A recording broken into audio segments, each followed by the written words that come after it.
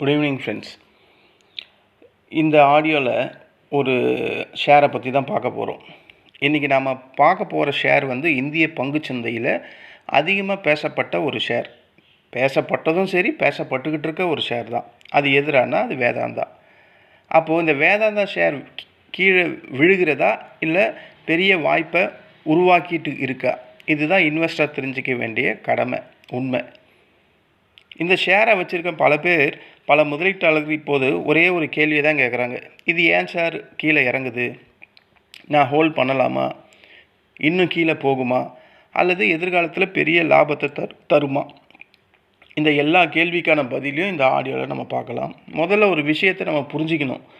வேதாந்தா அப்படின்றது ஒரு சாதாரண கம்பெனி கிடையாது.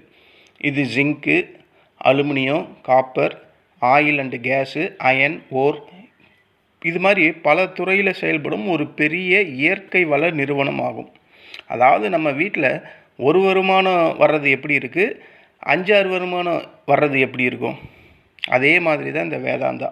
ஒரு துறை பாதிக்கப்பட்டாலும் மற்ற துறையிலிருந்து கம்பெனிக்கு பெரிய லெவல் சப்போர்ட்டு கிடைக்கும், ரொம்ப ஆதரவாக செயல்படும்.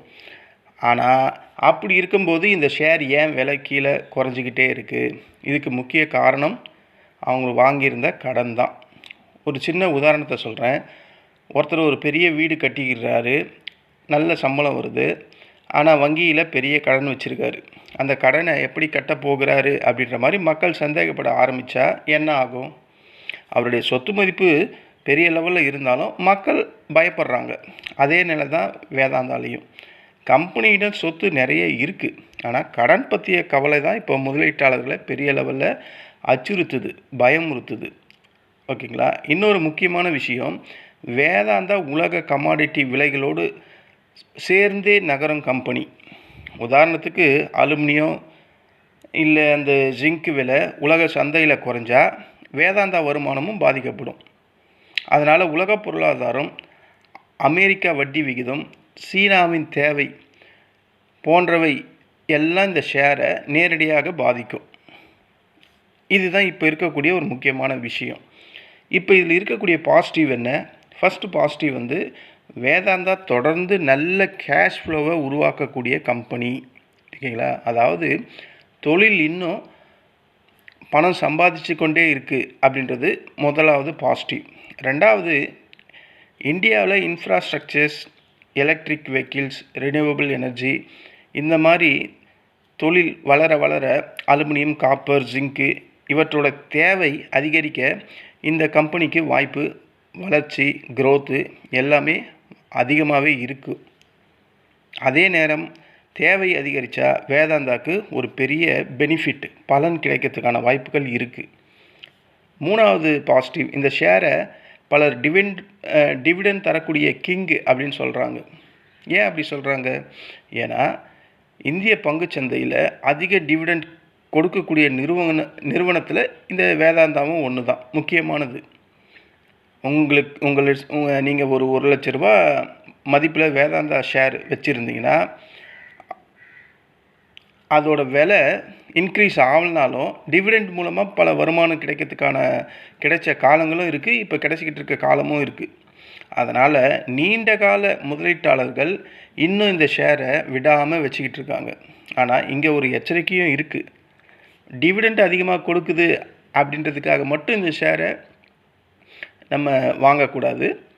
ஏன்னா நாளை இந்த கம்பெனியில் வருமானம் குறைஞ்சா கண்டிப்பாக டிவிடெண்ட்டும் குறையும். ஆனால் டிவிடெண்ட் மட்டும் இல்லை, கம்பெனியோட கடன் நிலை, லாபம், எதிர்கால வளர்ச்சி இதையெல்லாம் சேர்த்து தான் நம்ம பார்க்கணும். டெக்னிக்கலாக பார்க்கும்போது வேதாந்தா பல முறை பெரிய ஏற்றமும் பெரிய இறக்கமும் சார்ட்டில் காட்டியிருக்கு. அது கண் முன்னாவே நம்ம பார்த்துருப்போம். இது ஒரு ஹை பீட்டா ஷேர் அப்படின்னு சொல்லுவாங்க. அதாவது மார்க்கெட் பயந்தால் வேகமாக இறங்கும், மார்க்கெட் நம்பிக்கை வச்சா வேகமாக மேலே போகும். அதனால் இந்த ஷேர் வாங்கி வச்சுருக்க முதலீட்டாளர்கள் கண்டிப்பாக பொறுமையாக வச்சுருக்க வேண்டிய அவசியம் இதில் அதிகம். இப்போ முக்கியமான கேள்வி, வேதாந்தா எதிர்காலத்தில் பெரிய லெவலில் வளருமா வளராதா? நேர்மையாக அதுக்கு பதில் சொன்னால் இந்த 3 விஷயங்களை பொறுத்து தான் ஒவ்வொரு ஷேரோட வளர்ச்சியும் இருக்கும். குறிப்பாக வேதாந்தா இப்போ இருக்கிற கடன்லேருந்து கடன் குறையுதா அப்படின்ற மாதிரி ஒரு விஷயத்தை பார்க்கணும். கமாடிட்டி விலை வந்து இன்க்ரீஸ் ஆகுதா அப்படின்ற மாதிரி பார்க்கணும். கம்பெனியோட வியாபார வளர்ச்சி பெரிய லெவலில் தொடர்ச்சியாக இருக்கா அப்படின்ற மாதிரி பார்க்கணும். இந்த 3 கேள்வியும் 3 விஷயமும் எல்லா ஷேருக்கும் பொருந்தும். இந்த 3மே சாதகமாக ஒரு ஷேருக்கு இருந்தால் அந்த ஷேர் கண்டிப்பாக முன்னோக்கி மேல் நோக்கி வளர்ச்சி அடையிறதுக்கு தான் வாய்ப்பு இருக்குது. அதே தான் இந்த வேதாந்தாலையும். வேதாந்தாக்கு இருக்கிற ஒரே ப்ராப்ளம் கடன் மட்டும்தான். இன்றைக்கி இந்த விலையை பார்த்து பயப்படுறவங்க நாளைக்கு ஐயோ இந்த ஷேர் இவ்வளோ போயிடுச்சே நம்ம அப்போவே வாங்கியிருக்கலாமோ அப்படின்ற நினைக்கிற அளவுக்கு சூழ்நிலைகள் மாறலாம். வேதாந்தாவில் மாறுறதுக்கான வாய்ப்புகளும் இருக்குது. ஆனால் சில எதிர்மறை பக்கமும் நம்ம பார்க்கணும். கடன் பிரச்சனை நீடித்தா என்ன ஆகும் வேதாந்தாவில் அப்படின்னும் பார்க்கணும். உலக பொருளாதாரம் பலவீனமானால் இந்த வேதாந்தா என்ன ஆகும் அப்படின்றதையும் செக் பண்ணணும். கமாடிட்டி விலை தொடர்ச்சியாக குறைஞ்சா வேதாந்தாவோட பல துறைகள் என்ன ஆகும் அப்படின்ற மாதிரியும் திங்க் பண்ணும். இந்த ஷேர் இன்னும் பல அழுத்தங்களை சந்திக்க வாய்ப்புகள் இருக்குது. சந்திக்கவும் வாய்ப்பு இருக்குது, சந்திக்கலாம். அதனால தான் இது ரிஸ்க் இல்லாத ஷேர் அப்படின்லாம் ஈஸியாக சொல்ல முடியாது. இதுலேயும் ரிஸ்க் இருக்குது. ஓகேங்களா? நான் ஃபைனலாக என்ன சொல்ல விரும்புகிறேன்னா, வேதாந்தா ஒரு மோசமான கம்பெனி கிடையாது. அதே நேரத்தில் ரிஸ்க் இல்லாத கம்பெனியும் இது கிடையாது. ரிஸ்க்கும் இதில் அதிகமாக இருக்குது. இதில் ஆப்பர்ச்சுனிட்டி இருக்கா அப்படின்னு கேட்டால் ஆப்பர்ச்சுனிட்டி பெரிய லெவலில் இருக்குது. அதே நேரத்தில் அன்சர்டனிட்டியும் இருக்குது.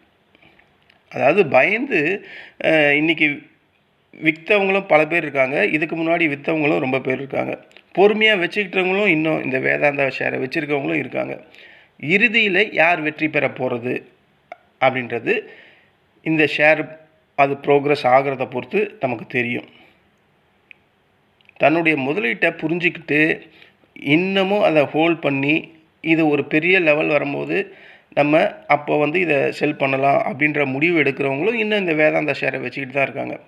மற்றவங்கள பார்த்து பயந்து நானும் விற்றுடுறேன் அப்படின்னு விற்றவங்களும் இந்த ஷேரில் இருக்க தான் செய்கிறாங்க. அதனால் வேதாந்தாவை பொறுத்தவரை ஷேரோட விலையை பார்க்காதீங்க. கம்பெனியோட கடன் எப்படி இருக்குது, லாபம் எப்படி இருக்குது, கமாடிட்டி சைக்கிள் எப்படி இருக்குது, எதிர்கால வளர்ச்சி இதையெல்லாம் சேர்த்து பாருங்கள். அப்போ தான் சரியான முடிவு நம்மளால் எடுக்க முடியும். இதை செல் பண்ணுறது கரெக்டாக இல்லை ஹோல்ட் பண்ணுறது கரெக்டாக அப்படின்றது. இந்த ஷேரை பற்றி உங்களுக்கு கருத்து வேறு ஏதாவது இருந்தால் கமெண்டில் சொல்லுங்கள். நீங்கள் ஹோல்டு பண்ணிக்கிட்டு இருக்கீங்களா இல்லை இது எக்ஸிட் ஆகிட்டிங்களா அப்படின்றதையும் கமெண்டில் சொல்லுங்கள். இந்த வேதாந்தாவோட ஃபண்டமெண்டல் நம்ம பார்த்தோம்னா இதோட பிஇ ரேஷியோ 7.1 அந்த ரேஞ்சில் இருக்குது. பிபி ரேஷியோ 2.2 அந்த ரேஞ்சில் இருக்குது.